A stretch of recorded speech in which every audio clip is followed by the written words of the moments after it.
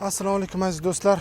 Bugun sizlarga men Maldiv orollari qanday qilib shunchaki oddiy kambag'al davlatdan milliardlab savdo qiladigan davlatga aylangani haqida gapirib bermoqchiman.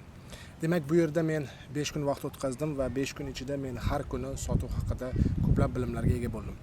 Demak, birinchisiga keladigan bo'lsa, kelinglar qisqacha sizlarga Maldiv orollari haqida gapirib bersam. Maldiv orollari 1192 ta oroldan tashkil topgan.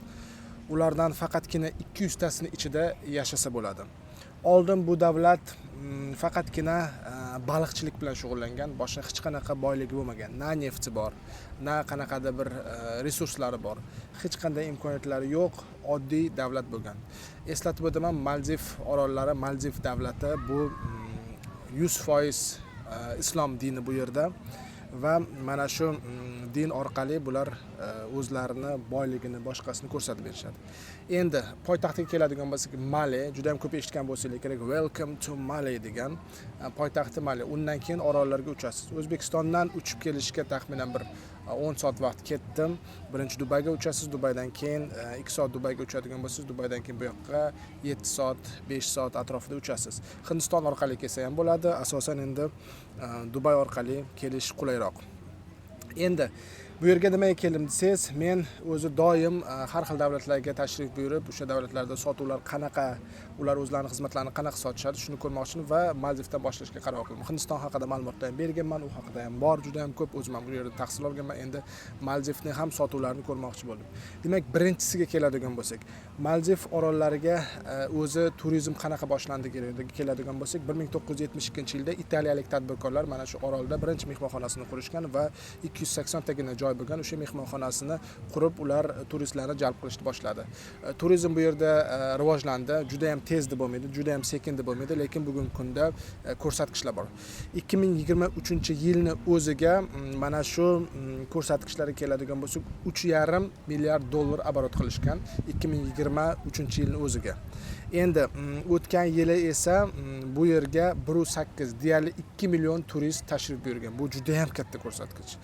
Va bu yerda faqatgina baliq va bu hamma boyliklarni, mevalarni, ovqatlarni, barcha narsalarni bu yerda ular chet eldan olib kelishadi, ya'ni import qilishadi. Demak, meni taassurotlarim sotuvgi tarafidan ko'rsatib beradigan bo'lsak. Demak, birinchi kuni kelishimizdanoq bu yerda bizni zo'r kutib olishdi. Chamadonlarimizni joylashtirib qo'yishdi, xonamizga bizni aylantirishdi. Bizni rus tilida gapiradigan mehmonlarni alohida jamoa bor ekan, o'sha jamoa kutib olib, biz bilan ruscha gaplashib, barcha ma'lumotlarni berib, aylantirib chiqdi va bu yerga nima qildi desangiz, bizni nomerlarimizni joylashtirib, ko'rsatib, hamma narsani berishdi. Demak, biz qanaqa tur olgandik? Biz nonushtasi bor, obedi bor, hamda ujini ham borini olganmiz. Bu yerda yana ortiqcha xarajat qilmaslik uchun to'liq paketini sotib olganman. Bo'ldi, boshqa sotuv qilmayman degandan keyin bu yerda haqiqiy sotuvlar boshladi. Bu haqida gapirib beraman efirimiz davomida. Demak, birinchisiga keladigan bo'lsak, meni hayratlantirgan narsa, bular o'zlarining xodimlariga bitta narsani o'rgatib qo'yishibdi. Bu ham bo'lsa tabassum qilishdi. Bo'ldi, tabassum qilinglar, boshqa hech narsa qilmaydi.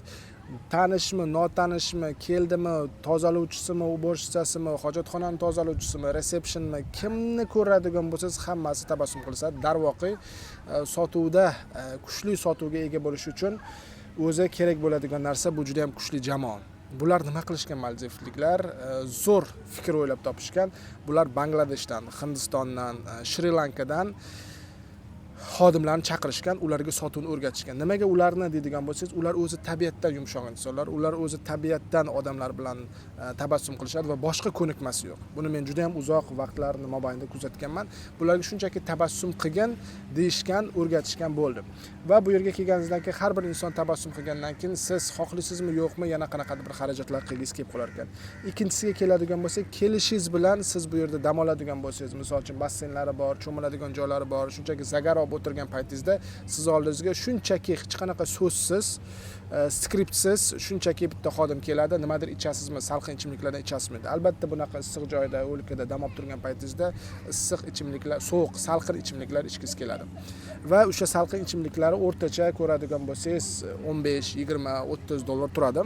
Va men o'tgan kuni kuzatdim, bir soat 1,5 soatcha kuzatdim. Taxminan bir 100 ga yaqin ishtirokchilar emas, turistlar kelgan va har bittasiga $50 dan to $100 sotuv qilishyapti. Salqin ichimliklarning o'zida men 2 soat davomida $100,000 savdoni kuzatdim. Demak, ikkinchisi bu cross sell. Ya'ni siz kelganingizdan keyin asosiy mana shu dam olishni xizmatini sotib olib bo'ldingiz, lekin bu yerga kelib boshqa sotuv qilmaydi deb o'ylaysiz, lekin asosiy sotuv mana shu yerda boshlanar ekan. Kelganingizdan keyin salqin ichimliklar va hokazolarni taklif qilishar ekan. Bu ertalab nonushtadan so'ng. Undan keyin obedga keladigan bo'lsangiz, ovqatlanasiz, stolning ustida barcha ovqatlar bor. Hamma narsani fursat davomida olishingiz mumkin va o'tirib endi ovqatlanaman degan paytingizda sizga yana nimada taklif qiladi? Kola ichasizmi, sok ichasizmi, apelsin sok ichasizmi? Faqat bu alohida to'lov deyshadi. Stolingiz ustida ichimliklardan faqatgina suv bo'ladi. Qolgan ovqatlarni o'zingiz olishingiz mumkin. Kimdir kartoshka free alohida buyurtma qilishi mumkin. Kimdir yana qo'shimcha ichimliklarni, kola. Biz juda qattiq o'zimiz ushlab turdik. Hech narsa olmaymiz degan paytimizda ham olishga majbur bo'ldik. Undan keyingisi ikkinchi cross-sellga, uchinchi cross-sellga keladigan bo'lsa, bu yerga kelganingizdan keyin sizga suvni tagiga sho'ng'ib, o'sha baliqlarni, krokodil emas, nima deydi, kitlarni va mana shu turli xil baliqlarni ko'rishga diving deyishar ekan yoki yana bir nomi bor ekan, esimdan chiqib qoldi. O'sha xizmatlarni sotishni boshlashar ekan. Men aytdimki, yo'q, unga borma dedim va undan tashqari fotosessiya. Narxlariga keladigan bo'lsangiz, $400, $500 to'liq paketlarni oladigan bo'lsa $800 atrofida bitta oilaga to'g'ri kelyapti. Undan tashqari bularning o'sha skuterlar bor, o'sha mototsikllar suvning ustida, gidrotsikl deyshadi, o'shanaqada uchishni, qayiqlarda uchish xizmatlarini taklif qilishar ekan. Eng arzoni $20 dan bo'lar ekan, qayiqda shunchaki uchish va undan tashqari xohlasangiz sizni arqonga bog'lab qo'yib turib surfing qildirishadi, arqonga bog'lab turib parashyutlarda tepalarga uchirishadi. U ham bir $400-500 atrofida bo'ladi. Ya'ni kelgandagi har bir turist mana shu narsani qiladi va bu yerga kelgan odam agar suvni tagiga sho'ng'imasa, bu juda ham katta xato ekan. Shu daraja muhitni yaratib qo'yganki, shunaqa taklif berishdiki, agar siz mana shu xizmatlardan foydalanmasangiz, xuddi bir o'zingizni ahmoqdek his qilar ekansiz va bu yaxshi ma'noda. Va mana shu xizmatlardan foydalangingiz keladi. Endi bu yerda sotuvlar so'zsiz bo'lar ekan, bu yerda sotuv skriptsiz bo'lar ekan. Qanday bo'ladi desangiz, bu yerda sotuvlarni mijozlarga tabassum qilishadi, hech narsa taklif qilishmaydi. Shunchaki resepsiyonda har xil xizmatlarni rasmlarini chizib qo'ygan va siz kelasiz, o'tirasiz, gaplashasiz, sizga tushuntirishadi. Bu yerda ham semin bor ekan, sotuvning eng muhim nuqtasi sizga o'rgatishadi, qanaqa qilish kerak, nima qilish kerak, rasmlar bilan birgalikda ko'rsatib berishadi va siz ertangi kunga vaqtini belgilaysiz va o'sha xizmatlardan foydalanasiz. Bizning nomerimiz oddiy nomer bo'lgan, undan tashqari bular upsell xizmatini ham juda ham zo'r taklif qilishar ekan. Upsell nima degani? Ya'ni siz nimadir olsangiz yoki nimadir qanaqadir bir nomer olsangiz, undan ham zo'r lyuks nomerlar, undan ham zo'r nomerlarni taklif qilishni boshlar ekan. Buni ham skriptsiz, buni ham so'zsiz. Qanaqa bo'ladi? Siz mana shu manzara tarafda aylanib yurgan paytingizda chiroyli suvni ustida turgan nomerlar bor. O'sha suvning ustida turgan nomerlarni olgis kelib qolar ekan. Ularni men narxini surishtirdim kecha, $1,500 bittasi, suiti undan ham kattarog'i, o'zida ichida basseyni bor yoki to'g'ridan-to'g'ri okeanga tushib ketadigan nomeri $2,000 ekan bitta nochi, ya'ni bir kun qolish. Endi upsell texnikasini ham juda ham zo'r kuzatdim va bu yerda o'zlarini qimmat xizmatlarni sotishdan qo'rqishmas ekan. Ko'p joylarda men kuzataman, agar qimmat qiladigan bo'lsam o'zimdan narxini olishmaydi dedi. Bu yerda umuman unaqa qo'rquvlar yo'q. Bu yerda hamma narsa cheksiz, bu yerda hech qanday cheklovlar yo'q. Bu cheklovlar faqatgina bizning miyamizda, bu yerda esa cheklov yo'q.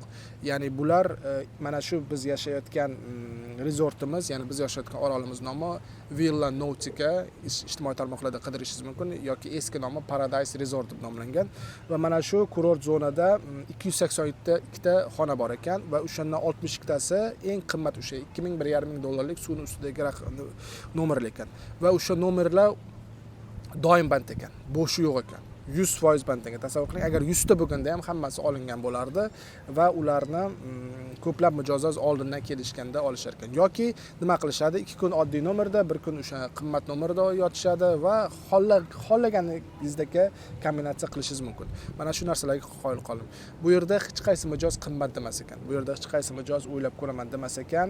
Sababi bu yerda shu daraja muhit yaratib qo'yishganki, u narsaga hojat yo'q. Yoki olasiz yoki olmaysiz. Olmasangiz ham hech kim sizdan xafa bo'lmaydi. Olmasangiz ham hech kim sizga qiyshiq qaramaydi. Mana shu narsalarni men kuzatdim. Va muhitni shu daraja zo'r yaratib qo'yganligidan, muhitni shunaqa chiroyli qilib qo'ygandan, siz bu yerda mazza qilishingizdan, siz yanada nimadir xizmatlarni olib ketishingiz keladi.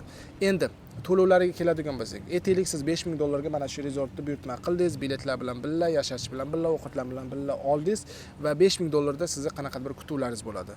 Men sizni ishontirib aytaman, men o'zi umuman nimadir sotib oladigan bo'lsam, juda qattiq qarayman, kutuvlarni doim baland qo'yaman yoki juda ham bir injiqlik bilan munosabat bildiraman har bir sotib olayotgan narsamga. Va bu yerga kelganimda kutib olishidan boshlab, mana bugun oxirgi kunimiz bo'ladigan bo'lsam, kutib olishdan boshlab siz to'lagan $5000 dan ko'proq qiymat berishga harakat qilishar ekan. Va bunga faqatgina bitta odam mas'ul emas. Bunga butun resort mas'ul, hamma odamlar mas'ul, butun jamoa mas'ul va har bir inson bu yerda mas'ul. Hattoki chivinlar, pashshalar ham bularga menimcha mas'ul deb aytaman. Chivin, pashsha umuman chaqmaydi sizni. Mazza, chayonlar ham, delfinlar ham bor, baliqlar ham bor. Ular hammasi xavfsiz va shuningdek siz ancha-muncha xursand bo'lasiz. Ya'ni $5000 evaziga siz $10,000 qiymat olib ketar ekansiz. $10,000 narsa oladigan bo'lsangiz yana bir $20,000 qiymat olib ketar ekansiz va mana shu narsaga men qoyil qoldim. Endi Maldiv orollari sizga nima sotadi desangiz, Maldiv orollari sizga dam olishni sotmas ekan. Maldiv orollari sizga muhitni, sizga imkoniyatlarni, sizga o'sha cheklovlarni olib tashlashga, sizga fikrlashni, sizga umuman dunyo qarashingizni o'zgartiradigan bir holatni sotishar ekan, kvadrat metrini emas. Va men bir narsani kuzatdim, bular veb sahifasiga kiradigan bo'lsangiz ham, xonasini necha kvadrat metrligi yoki xonasi qanaqaligi, ichida nima borligiga unchalik ham e'tibor berishmagan, hattoki rasmlari ham, xonalar rasmlari unchalik ham chiroyli olinmagan. Internetda qidiradigan bo'lsangiz ham, lekin umuman muhiti, okeanning oldidaligi, umuman mana shunaqa manzara juda ham ko'p rol o'ynar ekan. 10% yoki 5% nomeri bo'ladigan bo'lsa, qolgan joyini manzarasini qilgan. Haqiqatdan zo'r. Bizning rezortimiz Mali shahridan 20 daqiqalik tez yurar kemasida kelasiz va o'sha kelishni o'zidan siz juda ham katta adrenalin olasiz. Kelganingizdan keyin sizni kutib olib, chamadonlaringizni olib, xonangizga o'zlari joylashtirib qo'yadi. Chamadonim qayerga ketdi deb biz boshida vahima qilib qoldik. Chamadonimiz ketib qoldi. Endi bu yerda hech narsa yo'qolmas ekan. Bu yerga kelayotgan odamlar ham qadriyati bor insonlar ekan. Men bir narsaga kuzatdim. Agar siz biznes egasi o'zingiz va umuman kompaniyangiz g'oyasi sotish emas, soqqa qilish emas, pul qilish emas, aksincha insonlarga yordam berish, hayotini yengillashtirish, mazza qildirish bo'ladigan bo'lsa, shunaqa insonlarga kelishar ekan. Bu yerda hech kim qiyshiq qaramaydi. Bu yerga kelayotgan odamlar oilali, barcha Yevropadan kelgan insonlarni biz ko'ryapmiz. Oilali farzandlar bilan birga kelishadi. Biz ham o'sha farzandlarni bekor olib kelmabmiz degan narsaga keldik. Endi bularda yana bitta muhim bo'lgan narsa, men buni yaqinda o'zim ham juda ham katta kashfiyot qildim. Bular juda ham yaxshi tushunar ekan, iste'molchilar soni cheklangan ekan. Ya'ni butun dunyoda Maldivga keladigan insonlarning soni cheklangan. To'g'ri, yillar davomida 2 ta, 3 ta yoki 200 mingta, 300 mingta odam yana qo'shilishi mumkin, lekin bular yangi mijozlarni qidirishga emas, aksincha bor mijozlarni yana qaytib kelishiga undar ekan.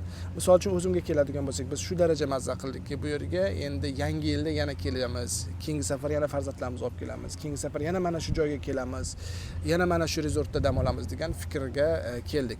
Nimani evaziga desangiz, yana bir marta aytib o'taman, muhit, jamoa va o'sha jamoaning sizga bo'layotgan munosabati va hammasi sinxron ishlasligi, hammasini maqsadi bir, shunchaki tabassum qilib odamlarga yaxshilik bildiraylik, odamlar mazza qilsin, to'liq dam olsin degan ma'noda o'zlarining xizmatlarini ko'rsatish kerak. Men kelganimda sertifikatlarni oldim. Bilmadim, bir fikrimga kelib qoldi, balkim kimdir zo'r sotar dedim. 5 ta sertifikat olgandim, o'shani hammasini topshirdim. Birinchisi o'sha restoranga kirishingiz bilan siz raqamingizni, xona raqamingizni yozib oladigan bitta Shri-Lankadan bitta Nitika degan qiz bor ekan. Ismi ham juda ham uzun ekan. O'sha qizimiz, agar uni qanaqa taqdirlaganini bilmoqchi bo'lsanglar, Instagramga kirishinglar mumkin. Har kuni kulib, tabassum qilib, agar yosh bolalar, insonlar bo'ladigan bo'lsa, bolachalarni ko'tarib olib, ovqatingni ungacha olib turman, bolangga qarab turaman degan yaxshi servis ko'rsatishar ekan. Va har kuni tabassum qilishini ko'raverib bir kun oldiga keldim va bizga ham juda ham zo'r munosabat bildirdi va o'sha insonga men o'z sertifikatimni taqdim qilishga qaror qildim. Aytdimki, men shu mana shu sotuv bo'yicha mutaxassisman, seni so'zsiz sotganingga men qoyil qoldim. Hech kimga hech narsa gapirmasdan, shunchaki tabassuming bilan sen mana shu rezortga, mana shu dam olish maskaniga yana bir marta qaytib kelishimizga undading dedim va sertifikat taqdim qildim. Ikkinchi inson bu ofitsiant Jahongir ekan, Muhammad Jahongir Alim ekan, Bangladeshlik yigit ekan, qoyil qoldim. Va o'sha yigit ham bizga zo'r xizmat ko'rsatdi. Har kuni kelganimizda nimadir olib beradi. Ovqatlanayotgan paytimizda suv quyib beradi. Yo o'zim quyib olaman desam, yo'q quyib beraman dedi va men hech narsa sotib olmoqchi emasdim. Salqin ichimliklarni obedlanayotgan paytimizda 2 marta 3 marta salqin ichimliklarni buyurtma qildik. Va u ham arzon turmaydi. 12-15 dollar oddiy bizda 10 ming 15 ming turadigan ichimliklar bu yerda 15, 20, 30 dollar atrofida bo'ladi. Endi uchinchi inson keladigan bo'lsak, bu Feyzan. Bu sport kompleksda naryoqda o'sha qayiqlar, yana nimalardir, paragliding deysizmi, yana o'shanga o'xshagan bir qayiqlar, tez yuradigan qayiqlar, gidrotsikllarni shunchaki so'raganimda mana bunaqa deb turib zo'r sot. Bir marta kelganimda sotishga harakat qildi, men nima qilmadim? Ya'ni qanaqa sotishga harakat qildim? Shunchaki chiroyli tushuntirib berdi. Qanchalik mazza qilishingizni aytib berdi. Bo'pti, xo'p, o'ylab ko'raman dedim. Keyingi safar nima qildim? Keldim, ertangi kuni kelganman, sotdi. Unga ham men sertifikat taqdim qildim.